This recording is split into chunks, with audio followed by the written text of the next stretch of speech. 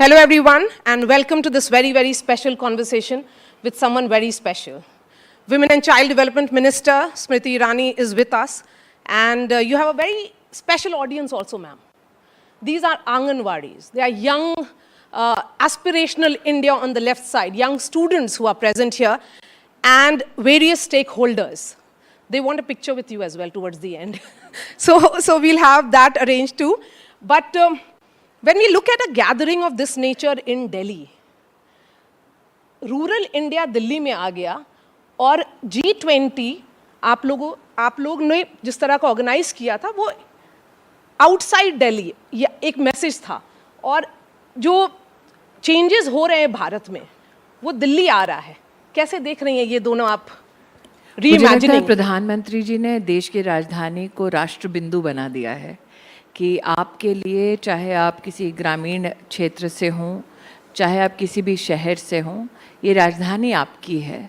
और इस पर इस प्रकार का अधिकार जताना अगर ये मुनासिब है बच्चों के लिए विशेष, तो मेरे लिए तो ये आनंद का विषय है.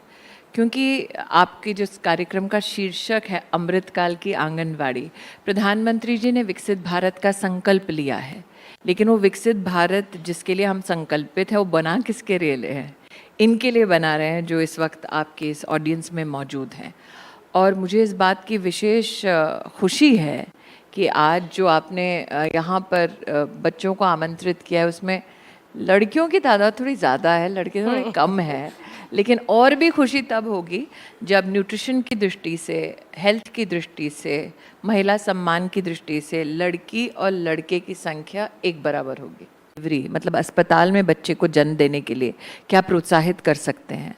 दूसरा, प्रधानमंत्री जी की चिंता थी कि 6 साल से कम उम्र के बच्चे, हम जानते हैं कि 85% बच्चे का जो मानसिक विकास है, मेंटल जो एक ग्रोथ है, वो सबसे बढ़िया होता है 6 साल से कम उम्र में. प्रधानमंत्री जी की ये चिंता थी कि क्या वो बच्चा हृष्ट-पुष्ट है, पौष्टिक आहार अथवा पोषण की दृष्टि से, न्यूट्रिशन की दृष्टि से क्या उस बच्चे के पास सारी सुविधा है या नहीं है. तीसरी उनकी चिंता थी एकेडमिक ड्रॉप आउट, स्पेशली लड़कियों की. तो क्या बेटियों की पढ़ाई की व्यवस्था, वहाँ पर स्किलिंग की व्यवस्था क्या हम ढंग से कर पा रहे हैं या नहीं कर पा रहे.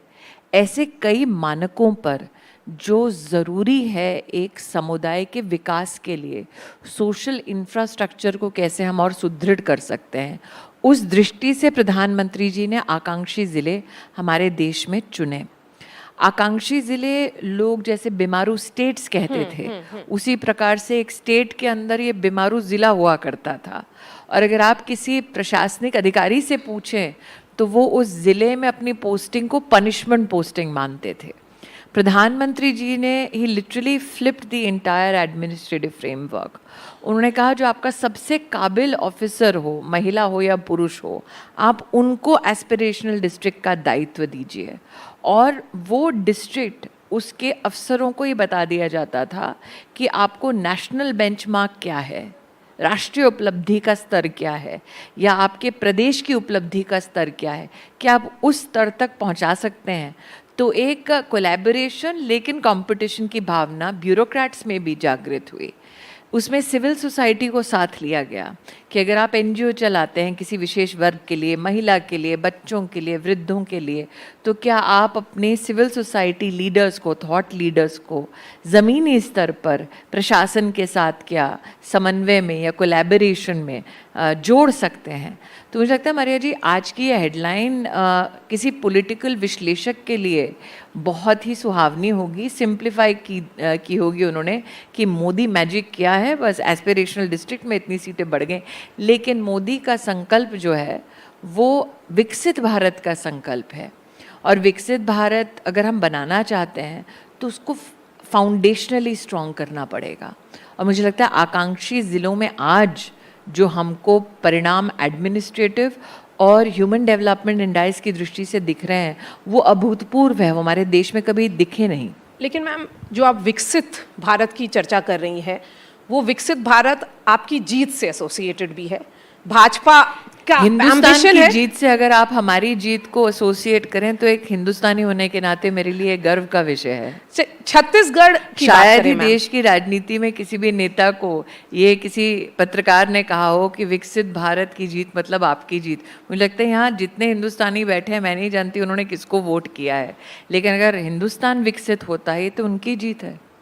मैम छत्तीसगढ़ की बात करें, किसी भी पॉलिटिकल एनालिस्ट ने भाजपा को नहीं बताया था कि आपका कुछ वहाँ पे हो सकता है या आपका कोई चांस है, लेकिन जिस तरह की जीत हुई है और वहाँ पर ट्राइबल वोट, और ये भी कहा जाता है कि कांग्रेस का वोट शेयर ज़्यादा कम नहीं हुआ है, तो ऐसा कौन सा वोट आंगनबाड़ी बैंक? वाले सब परेशान है कि पॉलिटिक्स क्यों पूछ रहे हैं, आंगनबाड़ी क्यों नहीं पूछ रहे हैं? नहीं, ये चर्चा आंगनवाड़ी से रिलेटेड है मैम, क्योंकि एक सेक्शन है जिनको शायद काउंट नहीं किया जाता था, वो अब काउंट हो रहे हैं और वो शायद आपके जीत में ट्रांसलेट हो रहा है।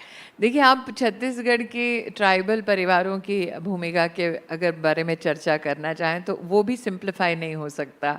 2-3 विषय पर आपकी मैं चाहूँगी कि आपका ध्यान आकृष्ट हो। पहला, हमारे देश के इतिहास में पहली बार एक गरीब आदिवासी परिवार की महिला को देश के राष्ट्रपति पद के उम्मीदवार के रूप में प्रधानमंत्री मोदी ने जब प्रस्तुत किया राष्ट्र के सम्मुख, तो एक अपेक्षा ये थी कि आज़ाद हिंदुस्तान के इतिहास में कभी भी इस समुदाय की महिला को, और ये महिला ऐसी हैं जिन्होंने जीवन में बहुत संघर्ष किया है, संवैधानिक कई विशेष पदों पर उन्होंने राष्ट्र की सेवा की है।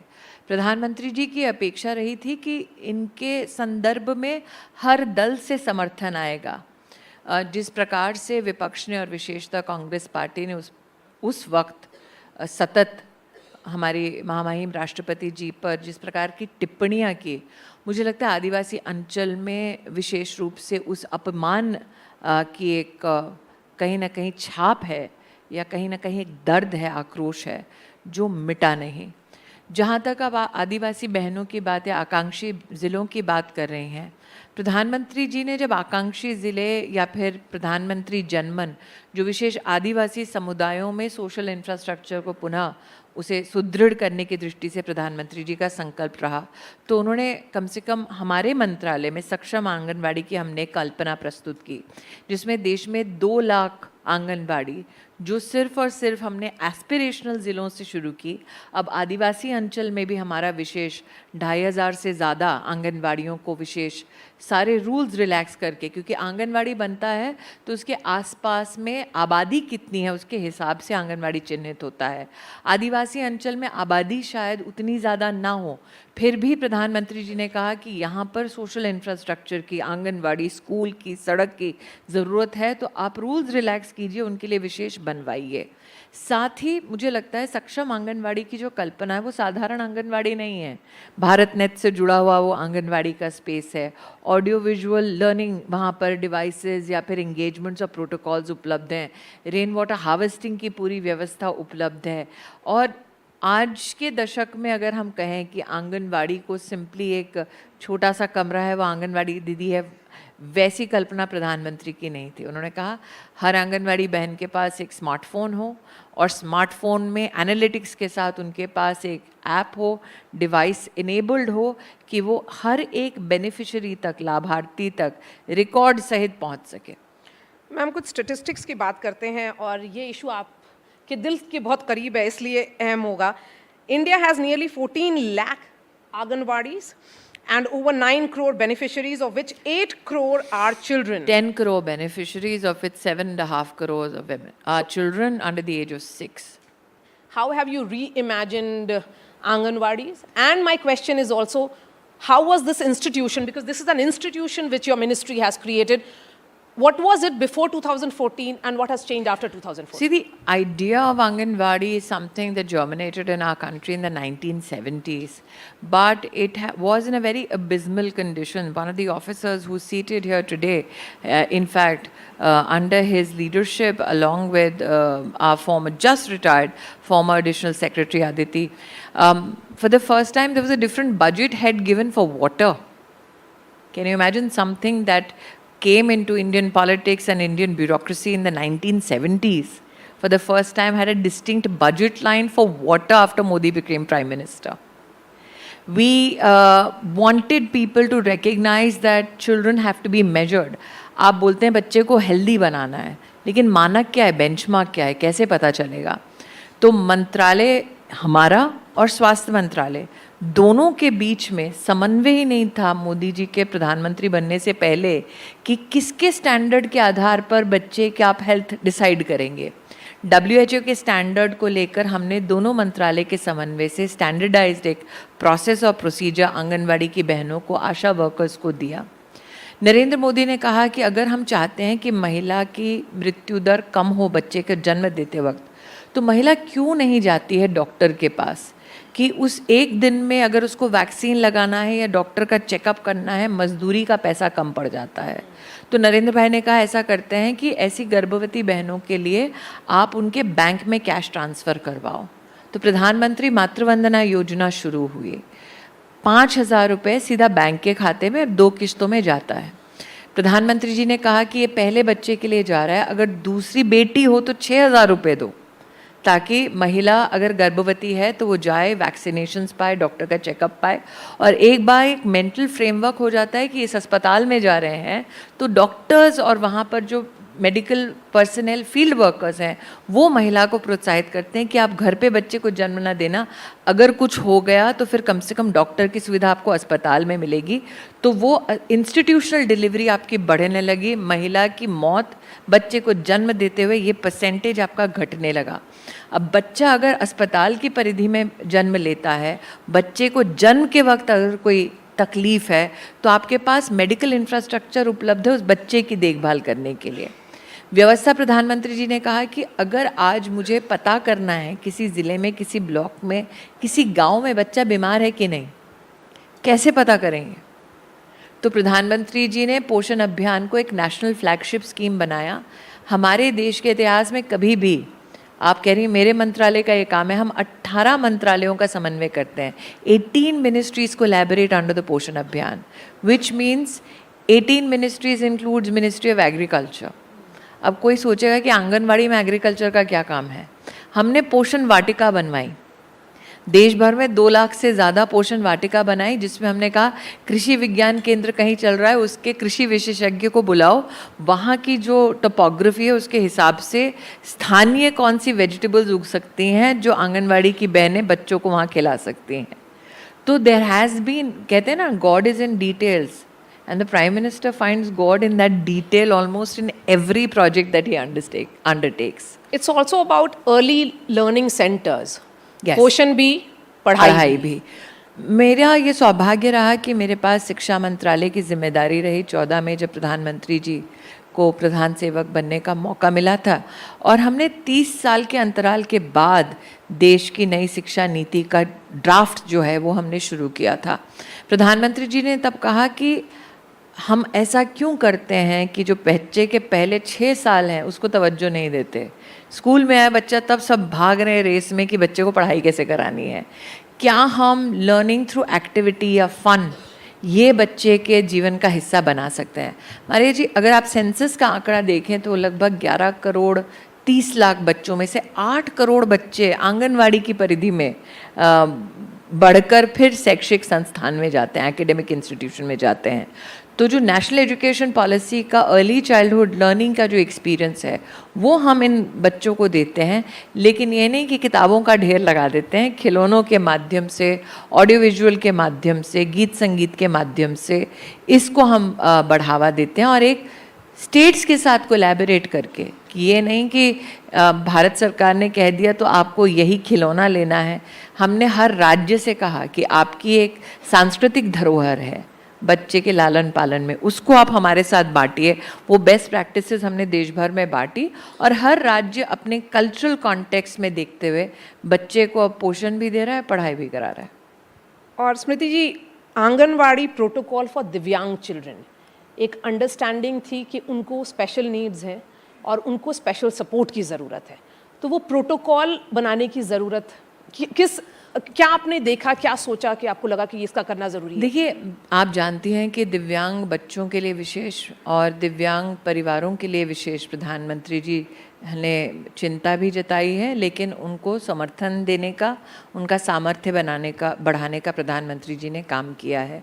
और उन्हीं की उस सोच से, taking a page out of that particular book of empathy of the prime minister, we decided 1/3 जो दिव्यांगता है, डिसेबिलिटी जिसे आप कहते हैं, वो बचपन में आ जाती है। मैं मारिया जी आपको एक सोशल कॉन्टेक्स्ट इसका देना चाहती हूँ। गरीब परिवार में बहुत कम लोग ऐसे हैं जो बिना झिझके कहते हैं कि मेरा बच्चा दिव्यांग है, उसको सपोर्ट की ज़रूरत है।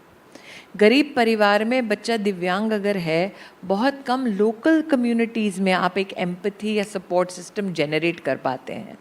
तो ये प्रोटोकॉल महज एक कागज़ी हमारी किवायत नहीं है। हमने पहली बार कहा कि बच्चे की स्क्रीनिंग अगर करनी है तो कौन करेगा स्क्रीनिंग? तो चीफ मेडिकल ऑफिसर है, हमारी आशा दीदी हैं, आंगनवाड़ी दीदी हैं। जब लोकल आंगनवाड़ी में स्क्रीनिंग की सुविधा और वो सपोर्ट सिस्टम शुरू हो जाता है, तो वो मात्र बच्चे की दिव्यांगता आप चिन्हित कर रहे हैं वो नहीं है, एक सोशल एक्सेप्टेंस बन जाती है लोकल कम्युनिटी में कि इस बच्चे को मदद की ज़रूरत है और इस बच्चे के परिवार को सहयोग की ज़रूरत है, कि स्टिग्मेटाइजेशन जो होता है उसको हटाने का हमारा प्रयास है। और साथ ही बच्चे के बारे में अगर एक बार आपको पता चला कि उसको स्पेशल क्या सपोर्ट चाहिए, तो आप क्या पढ़ाना चाहेंगे उस बच्चे को? क्या आपके तंत्र यंत्र क्या अलग होंगे? कि आपका इंटरवेंशन अलग होगा? निश्चित रूप से अलग होगा, क्योंकि दिव्यांगता महज एक तो प्रकार की होती नहीं, आप 21 अगर अलग अलग प्रकार की व्यवस्थाएं आपको करने की ज़रूरत पड़ती है, तो उन 21 व्यवस्थाओं में से उस बच्चे को वो एक व्यवस्था, can you imagine, this is the government saying the special child is so special that we are willing to reach out to every Anganwadi in this country and say, let us help your child, so that communities realize that these children are the community's responsibility, so that we do away with the stigmatization. Secondly, we have in collaboration with the Ministry of Social Justice also ensured कि प्रधानमंत्री जी कहते हैं इन बच्चों के लिए, इन परिवारों के लिए हमको यूनिक आईडी चाहिए, ताकि इनका जो अधिकार है इनके बैंक के खाते में जा सके, इनको सपोर्ट दे सके। तो वो यूनिक आईडी भी जनरेट होगा इस प्रोटोकॉल के अंतर्गत। जैसा कि आप जानते हैं कि अर्ली आइडेंटिफिकेशन से बच्चे का जो लर्निंग एक्सपीरियंस है, सिर्फ आंगनवाड़ी में नहीं, we will ensure that the child then even delves into the education systems, health systems, in collaboration with Ministry of Education, Social Justice, Ministry of Health. तो एक होलिस्टिक मानवीय दृष्टिकोण से अगर आप देखें तो ये प्रोटोकॉल महज एक कागज़ नहीं है, एक सोच की बदलाव की पहल है। आपने कहा कि 17-18 मिनिस्ट्रीज कोलैबोरेट करती हैं जी। तो ये जो डेटा है, डेटा ट्रैकर जो है आपका, all of them have the data? All of we them have keep our track of it? partners in the Ministry of Health, Education, और जब मान लीजिए मुझे आंगनवाड़ी में पोषण वाटिका बनाना है, तो मंत्रालय कृषि को पता होता है कि मैम मीटिंग आज बुलाएंगी, या फिर हमारी जो ब्यूरोक्रेटिक सिस्टम है उसमें हम आपको पिन पॉइंट कर देंगे। हमने, आप पीएम गति शक्ति के बारे में बहुत आपने चर्चा सुनी होगी कि प्रधानमंत्री कह रहे हैं रेल बनेगा, ब्रिज बनेगी, रोड्स बनेंगे, बड़ी बड़ी बिल्डिंग बनेगी, तो उसको जियो टैगिंग करो। हमने आंगनवाड़ी को भी गति शक्ति में डाल दिया है। तो मतलब कि इस आंगनवाड़ी में अगर कोई नलका नहीं चल रहा है, बिजली नहीं आ रही है, और अगर आंगनवाड़ी बंद है, तो हम वो भी सचेत कर देते हैं। एक प्रदेश ऐसा है जिसका मैं नाम नहीं लूँगी, लेकिन उस प्रदेश से ही आप शायद आती हैं, वहाँ पर हमें पता था कि 9,000 आंगनवाड़ियाँ बंद हैं। तो हमने प्रदेश से कहा आपके 9,000 आंगनवाड़ी बंद हैं, खोलने का इरादा है या बंद कीजिएगा? तो प्रदेश ने त्वरित रूप से, तो टेक्नोलॉजी का ये भी फ़ायदा होता है कि हम प्रदेश की सरकारों को, ज़िला के हम अपने जो प्रशासन है, प्रशासनिक अधिकारी हैं, उनको बता सकते हैं कि आपकी आंगनवाड़ी फंक्शनल नहीं है। हर आंगनवाड़ी की अगर आप होम विजिट्स ही देखें, हमको पता चल जाता है कि किस बेनिफिशियरी के पास, भारत सरकार में हमें पता चल जाता है कि अब तक कोई गया नहीं है। हर महीने 2.5 करोड़ हमारे देश में आंगनवाड़ी का हमारा सिस्टम होम विजिट करता है। मतलब साल का कम से कम 24 से 25 करोड़ होम विजिट्स हमारे मंत्रालय के माध्यम से होता है। जो बाहर में आंगनवाड़ी महिलाएं हैं, जो आपकी बहनें हैं, उन्होंने मुझे बहुत अच्छी बात बताई, और जिस जो बिहार में हमने देखा था एक मुस्कुराता हुआ चेहरा महिलाओं का, और मैम ये बहुत बड़ा ट्रांसफॉर्मेशन है, और शायद जो एजेंट्स ऑफ चेंज बोलते हैं वो महिलाएं होती हैं। उन्होंने बताया कि पहले मंगलवार को वजन दिवस होता है, दूसरे मंगलवार को गोद भराई, थर्ड पीटीएम दिवस, और उसके बाद सुपोषण दिवस। ये बहुत ही ऑर्गेनाइज्ड है, ये पोषण ट्रैकर है। और पोषण ट्रैकर कोविड के वक्त बनाया था, 3 महीने में। ट्रैकर बनाने वाले मैं और ये 2 अफसर यहीं सामने बैठे हुए हैं। तो कई लोगों ने कहा बहुत एम्बिशियस है, फिर कुछ लोगों ने कहा अरे इतना एम्बिशियस है कि बड़ा महंगा पड़ेगा। हमें डोनेशन मिली, हमें सहायता मिली। हमने कहा कि हम इसको सरकारी सिस्टम में ही बनाएंगे, और ट्रैकर को बनाकर डिप्लॉय हमने पूरा का पूरा काम 3 महीने में किया। प्रधानमंत्री जी ने कहा भले ही कोविड की विषम परिस्थिति आई है, लेकिन ये नहीं है कि गवर्नेंस में हम लोग कमज़ोर पड़ जाएं। आपके विभागों में अगर आपको कोई ऐसा कदम उठाना है जो रिफॉर्म लेकर आ सकता है, यही समय है। जैसे पीएम कहते हैं सही समय, इस समय पे करो। सो ये जब रेड अलर्ट होता है कि कोई आपको डिस्ट्रिक्ट में आपको लगता है प्रॉब्लम होता है, तो कैसे आप एक्ट करती हैं फिर? हमारे पूरे इस कार्यकाल में एक चीज़ जो मेरा सौभाग्य रहा हमने किया। नॉर्मली सरकारें क्या करती थी, फाइनेंशियल ईयर के अंत में प्रदेश की सरकारों के साथ बैठ के चर्चा करती थी कि क्या हुआ, कैसे हुआ, कितना काम हुआ, और ये कागज़ के ऊपर महज होता था। अब सैटेलाइट इमेजिंग के ज़माने में हम बता सकते हैं कि कितना काम हुआ, कितना रह गया है, क्यों रह गया है। ये मीटिंग्स मैं स्वयं और मेरे अधिकारी तो हर महीने करते हैं प्रदेश सरकारों के साथ, मैं हर क्वार्टर में करती हूँ, ताकि ऐसा ना हो कि साल के अंत में कहें अरे बाप रे इतना सारा काम नहीं हो पाया। प्रधानमंत्री जी ने बजट को एडवांस क्यों किया? उनकी इच्छा थी कि अप्रैल के महीने से you hit the ground running. तो we been running ever since he become Pradhan Sevak. Training, trekking, delivery जी एक प्रोसेस है। आपने सब महिलाओं को, आंगनवाड़ी महिलाओं को एक स्मार्टफोन दिया, हम लेकिन सिर्फ ट्रेन उस कैसे तक किया आपने? सीमित नहीं रहते। हर साल 300 करोड़ का बजट है, उसको स्पेंड हम लोग करते हैं ट्रेनिंग के लिए। सोशल जस्टिस के साथ हमने कोलैबोरेशन करने का प्रयास किया है ताकि दिव्यांग बच्चों के संदर्भ में आंगनवाड़ी दीदियों को स्पेशल अगर ट्रेनिंग चाहिए तो उसको हम कैसे कर पाएँ। मैं ये भी कहना चाहूँगी कि जब आप कहते हैं कि tracking of benefits to beneficiary, तो हम सिर्फ पोषण ट्रैकर पर निर्भर नहीं करते। आंगनवाड़ी दीदी ने मान लीजिए आपने 10 बेनिफिशरीज़ का नाम भरा, उसमें से हम कभी भी किसी भी बेनिफिशरी को हमारी जो राष्ट्रीय हेल्पलाइन है उससे फ़ोन करते हैं कि वाकई में आपको ये सेवा मिली या नहीं मिली। So there is not only one tracking interface digitally, there is not only one reporting digital interface, we also have a call and a helpline where we randomly call and check. So there is also this effort to ensure that there is corroborative evidence about genuinely what is coming up on the tracker. Ma'am, as someone who has tracked Which your makes me politics and your governance model for so many years, Yes. I can fairly say you would have also made some calls. Is it fair to say that? I will not make any such admissions when the parliament is in session. But I think that what is helpful is a holistic approach. We do not doubt the legitimacy of data, but we do not doubt the legitimacy of the data that comes through on the tracker. It's because we have taken additional efforts to ensure that we corroborate everything that happens on the digital platform. We do not depend only on feedbacks given from one engagement. We ensure that we engage with the beneficiary directly. For instance, while the Poshan interface has 10 crore beneficiaries, the Matru Vandana Yojana of the Prime Minister, which is another flagship scheme, has 3.5 crore women who have benefited and received 14,000 crore rupees. Now, we also corroborate digital evidence or other evidences which are based on the health analysis of such female beneficiaries from both our flagship schemes. So it's not as though our schemes work in silos. At the end, where I sit or where the Secretary, Ministry of Women and Child Development sits, or the Joint Secretary or the Additional Secretary, across all those divisions, we ensure that there is a holistic view and we know exactly where, if there is a lacuna or if there is even one Anganwadi or one desk we will know immediately where something is staggering.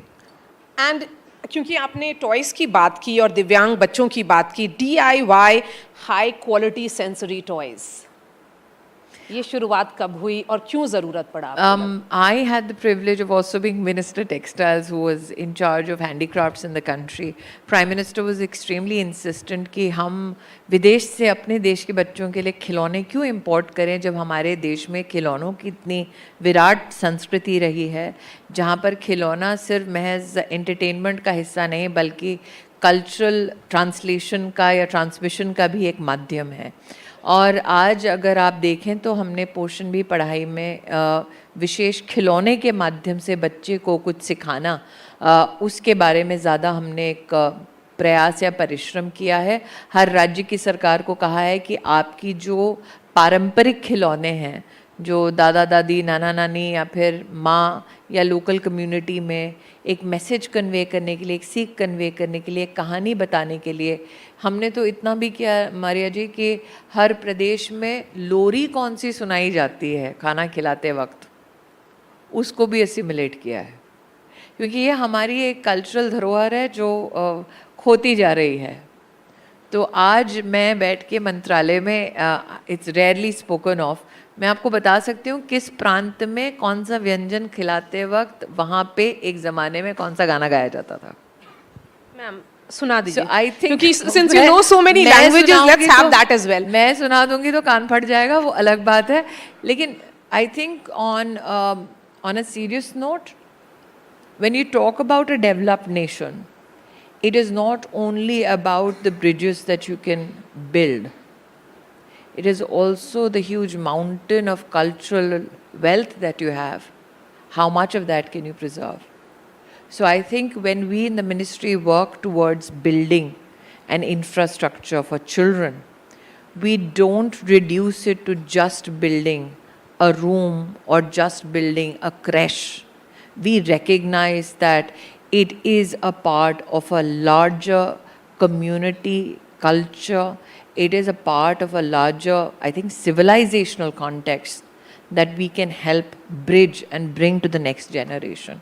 The community and role of parents as well. They have played an important role Yes. for the success of Anganwadis. When did you realize that it's important to have that holistic approach? I think what is less spoken about are even issues which are otherwise in a position to grab many headlines.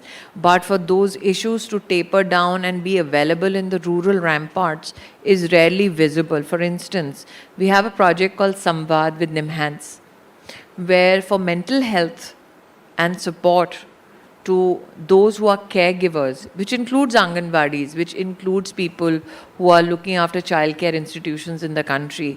We say we are happy to give you a helpline support. Till now, close to 130,000 people have received support from just Samvad, courtesy Nimhans and that one project.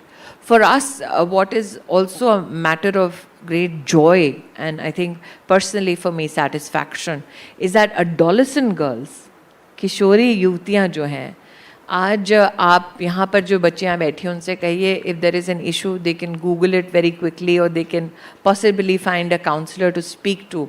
ग्रामीण अंचल में एक adolescent किशोरी लड़की का अगर menstrual hygiene के बारे में कोई प्रश्न है, वो किससे पूछने जाएगी? कई आंगनवाड़ी दीदियाँ आपको बताएंगी कि उनसे आकर बात होती है कि दीदी हमको बताओ क्या करना है, कैसे करना है, मम्मी से या पापा से बात नहीं कर पा रहे हैं, या समुदाय में हम लोग कॉन्वर्सेशन इसकी नहीं कर पा रहे हैं.